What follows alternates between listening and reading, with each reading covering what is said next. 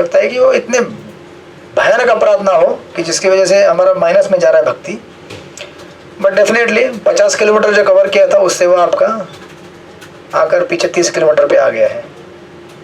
तो इतने भयानक अपराध नहीं कर रहे कि वो पीछे एकदम नेगेटिव चला जाए, बट कुछ ना कुछ अपराध हो रहे हैं छोटे मोटे जिससे 50 किलोमीटर से डिस्टेंस 35, 45, 40 पीछे आ रहा है वो। क्योंकि शास्त्र सीधे कहता है कि आप अगर रोज प्रसाद ले रहे हैं तो फिर परिवर्तन क्यों नहीं हो रहा है? बराबर है कि नहीं? अगर आप रोज दवाई ले रहे हैं तो आप ठीक होने चाहिए ना। समझो किसी को अगर मलेरिया हो गया और वो अगर हफ्ते भर दवाई ले रहे हैं, तो दवाई अगर हफ्ते भर लिया है तो फिर ठीक होता है ना हफ्ते भर में? ये थोड़ी मलेरिया से बाहर निकलने के लिए आपको 4 साल लगते, नहीं ना।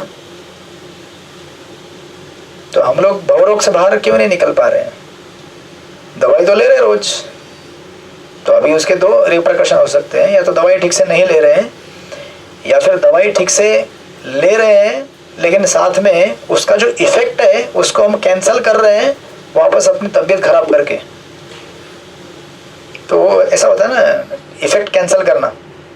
जैसे आप अगर अग्नि जलाने की कोशिश कर रहे हैं लेकिन साथ में पानी भी डाल रहे हैं तो क्या होगा? अग्नि तो जला दिखती है, अग्नि जल रही है, लेकिन फिर जलती भी नहीं है। क्यों? क्योंकि उसका जो इफेक्ट होना है उसको कैंसिल कर रहे हैं आप। तो वैसे ही भक्ति में हम लोग चैंटिंग तो कर रहे हैं लेकिन फिर बाद में साइड बाय साइड गाली भी दे रहे हैं, वैष्णव को जज कर रहे हैं, उनको अपराध कर रहे हैं। आप बोलेंगे मैं तो ऐसे डायरेक्टली जाके किसी को बोल नहीं रहा हूँ। नहीं, आप मन के अंदर भी अगर किसी वैष्णव के प्रति अगर ईर्ष्या द्वेष अगर रखते हैं तो उसके भी परिणाम हो सकता है कि आप जाके किसी को डायरेक्टली गाली नहीं दिए तो कंप्लीटली डिस्ट्रॉय नहीं होगा, बट आगे बढ़ना मुश्किल हो जाता है। समझे कि नहीं? तो इसलिए सिंपल तरीका क्या है कि हमसे जाने अनजाने में कैसे भी अपराध होते ही रहते हैं। तो इसलिए सारे वैष्णव से हमें हमेशा सदैव माफ़ी मांगते रहनी चाहिए, और यथासंभव जहाँ जहाँ हमें पता चले कि अरे ये वैष्णव का अपराध हो गया है तो जाके उससे माफ़ी मांग लेनी चाहिए और उससे सुलह करके शांतिपूर्ण जीवन जीना चाहिए। क्योंकि हमें अल्टीमेटली हम लोग यहाँ रहने के लिए नहीं आए हैं। अगर किसी वैष्णव के साथ अगर आप ठीक से मेल जोल ठीक से बनाकर उससे माफ़ी मांग के अगर आप भगवत धाम जा सकते हैं तो फिर क्यों नहीं? अगर एक व्यक्ति से माफ़ी मांग के आपको लग रहा है मेरा अहंकार चूर हो जाएगा, अरे होने दो ना भाई। आपको यहाँ रहना है कि वहाँ जाना है, आप डिसाइड करो। आपका एक थोड़ा छाती फुलाकर अगर आपको यहाँ खड़े होना है कि आपको छाती थोड़ा सा शांत करके कि भाई नहीं, आप जो कर रहे हैं सही कर रहे हैं, आप करते रहिए सेवा, आपको जो सहायता होगी हम करेंगे, तो आप आगे जा सकते हैं ना। हमारा यहाँ से निकलना इम्पोर्टेंट है। यहाँ छोटी छोटी लड़ाइयों में लड़ते रहना ये इम्पोर्टेंट नहीं है। तो हमें बुद्धिमान होना चाहिए। छोटी छोटी चीज़ों के लिए लड़ना या फिर बड़ी जो माया हमारे खड़ी है उसके साथ लड़ना, किससे लड़ेंगे आप बोलिए? माया से लड़ेंगे ना, थोड़ी वैष्णव से लड़ेंगे आप। इस तरह से। हरे कृष्ण। ओके, विजय धर्माधिकारी आपका ही नाम है क्या? हरे कृष्ण प्रभु जी, धन्यवाद, प्रणाम। हाँ, यस माता जी। प्रभु जी, पाप ज्यादा तीव्र होता है लेकिन पाप और अपराध में क्या फर्क है? देखिए, पाप ऐसा चीज है जो आपके भक्ति को नष्ट नहीं करेगा, लेकिन अपराध ऐसा है जो आपकी भक्ति को नष्ट कर सकता है। वो ऐसा कहते हैं ना, क्या कहते हैं उसको, वज्रलेप एंड धूलिलेप। धूलिलेप मतलब मिट्टी के ऊपर अगर कोई आपने निशान बना दिया, ऐसे एक रेखा बना दिया तो मिटा सकते हैं ना, सॉरी उसको वापस बना सकते हैं ना अगर ये हो गया तो, या फिर वो वापस ही हो सकता है। और पत्थर के ऊपर अगर आपने कोई अगर खींच दिया तो परमानेंट हो जाता है, वो परमानेंट मार्क हो जाता है, राइट। तो अपराध ऐसा चीज है, उसकी और एक तुलना की जाती है विष और विषय। विष क्या करता है, व्यक्ति को मार देता है, एक बार मार देता है, बराबर है। लेकिन विषय कैसा है, बार बार मार देता है, राइट, बार बार मार देता है। तो हमें यह ध्यान रखना चाहिए कि वैष्णव अपराध ऐसी चीज है जो हमारे भक्ति को पीछे लेके जाना छोड़ दीजिए, कंप्लीटली खत्म ही कर देगा। ये पॉज बटन नहीं रहता है, कंप्लीटली जीरो कर देता है। मतलब अपराध करने के बाद व्यक्ति ऐसा हो जाता है मानो गुरु में विश्वास खत्म हो गया, शास्त्र में विश्वास खत्म हो गया। सी पाप करने पे विश्वास खत्म नहीं होता है। पाप करने पे हो सकता है कि आपका इंटेंसिटी कम हो जाए भक्ति करने का, बट इच्छा तो रहती है ना, ग्लानि भी होती है कि अरे पाप हो गया। लेकिन अपराध करने से क्या होता है, ग्लानि भी नहीं होती, छोड़ो ना, सही तो कर रहा हूं मैं, ये वैष्णव ऐसे बोलता है, वो गलत है। फिर आप अपने आप को जस्टिफाई करके वहां से निकल जाते हैं। धीरे धीरे क्या होता है, फिर आप कंप्लीटली वो जो मैंने कहा ना, वो 50 किलोमीटर से 30-40 फिर माइनस। फिर ऐसे भी हमने लोग देखे हैं जो कुछ साल पहले भक्ति में इतने मतलब आगे थे, आनंद में थे, आज वो लोगों को हम जाप करते हुए नहीं देख सकते।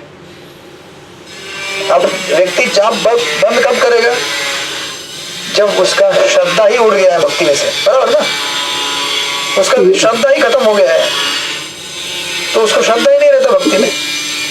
लेकिन पाप करने से ऐसा नहीं होता कि आपको श्रद्धा खत्म हो जाए। पाप करने से आपका कुछ समय के लिए प्रोग्रेस कम हो जाएगा, बट खत्म नहीं होगा। आप फिर भी आपके मन में इच्छा रहेगी कि नहीं भक्ति करना है, भक्ति करना है, भक्ति करना है। बट अपराध करने से भक्ति करने की इच्छा ही समाप्त हो जाती है। That's why it is more dangerous। तो इसका मतलब ये नहीं कि पाप करते रहना है तो पाप करने से ऐसा नहीं है।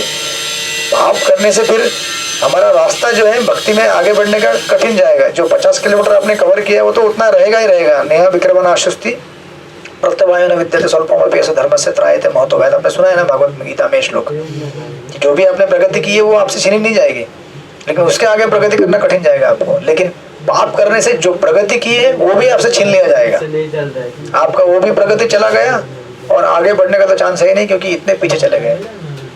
राइट, इसलिए हमें बड़ा सावधान रहना चाहिए वैष्णव अपराधों में विशेष करके।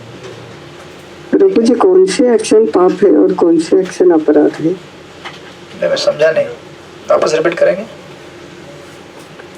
पाप का कौन से एक्शन है, किस प्रकार का? जैसे 4 रेगुलेटरी प्रिंसिपल्स है, प्रकार के एक्शन है। जैसे 4 रेगुलेटरी प्रिंसिपल्स है, मांसाहार नहीं करना, जुआ नहीं खेलना, परस्त्री गमन नहीं करना, नशा नहीं करना, ये पाप में कार्य है। राइट, तो ये अगर हम ब्रेक कर दें इसे पाप कहते हैं। लेकिन अपराध मतलब क्या, किसी भक्त को दिल दुखाना, जानबूझकर उसको परेशान करना, जानबूझ के उसकी नो मजा मस्ती करना उसके साथ, वो क्या कहते हैं आप, टिंगल टवाली करना, खिंचाई करना उसकी। तो ये सब आपको लग रहा होगा कि इसमें बड़ा मजा आता है यार खिंचाई करते, तो आप खिंचाई कर रहे हैं। लेकिन किसी वैष्णव का अगर दिल दुख गया तो, अभी जैसे अम्बरीश महाराज के पास दुर्वास मुनि आए थे ना, और दुर्वास मुनि ने कहा कि अरे तुम मेरे पूछे बगैर कैसे उपवास तोड़ दिया। तो अम्बरीश महाराज ने तो कुछ ऐसा खास नहीं किया था, उन्होंने तो अपने पुरोहितों के परामर्श के ऊपर पर उन्होंने पानी का एक बूंद पिया था, वो भी अपने प्रजा के हेतु, अपने एकादशी का लाभ उनको देने के लिए किया था। राइट, तो उन्होंने तो बोले अरे मेरा इतना बड़ा अपराध, मैं तो अभी मार दूंगा। तो आप जानते हैं पूरा प्रसंग क्या हुआ था उनके साथ। तो ऐसा नहीं सोचना चाहिए कि कोई वैष्णव जानबूझ के कुछ अपने खिलाफ कुछ कर रहा है, नहीं। तो किसी को भी शारीरिक कष्ट पहुंचाना, किसी वैष्णव को मानसिक दुख पहुंचाना, या फिर ऐसे अनेक अनेक प्रकार के स्तर रहते हैं वैष्णव अपराध के। बट कोई भी स्तर हो, चाहे हम किसी की इज्जत को उछालना की कोशिश करें या किसी को दुख पहुंचाने, कष्ट पहुंचाने की कोशिश करें, वैष्णव अपराध होता है, वो सहन नहीं होता भगवान से। और उसका दंड हमें ये मिलता है कि हमारी भक्ति भगवान छीन लेते हैं, और इससे बड़ा दुर्भाग्य कोई नहीं है। राइट, इस तरह से। बहुत बहुत धन्यवाद प्रभु जी। और एक प्रश्न है कि जो भक्ति में है वो सारे वैष्णव है क्या? देखिए, जो व्यक्ति एक बार भगवान का नाम लेता है वो वैष्णव है, चैतन्य महाप्रभु की व्याख्या के अनुसार। और इसके भी आगे ध्रुव महाराज का अगर आप प्रसंग पढ़ेंगे, जिस व्यक्ति ने आज भगवान का भजन नहीं कर रहा है और कल अगर जाके वो भजन करेगा और डिवोटी बन जाएगा, तो ध्रुव महाराज पहले भक्त नहीं थे, बाद में वो डिवोटी बन गए, बराबर है। उनकी माँ ने उनका अपराध भक्त बनने के पहले किया था, सौतेली माँ ने, बराबर है।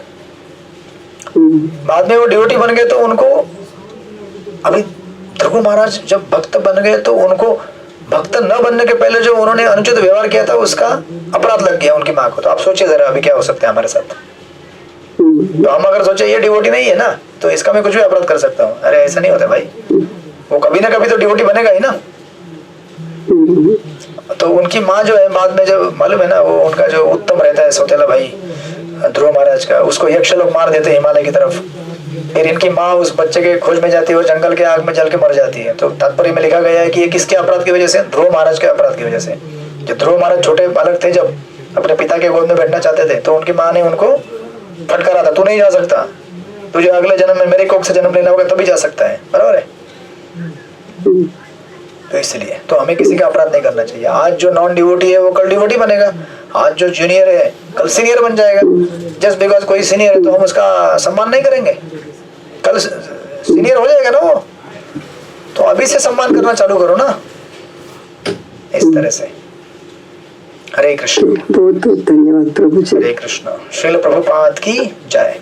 फिर मिलते हैं हम लोग अगले शुक्रवार को। हरि बोल।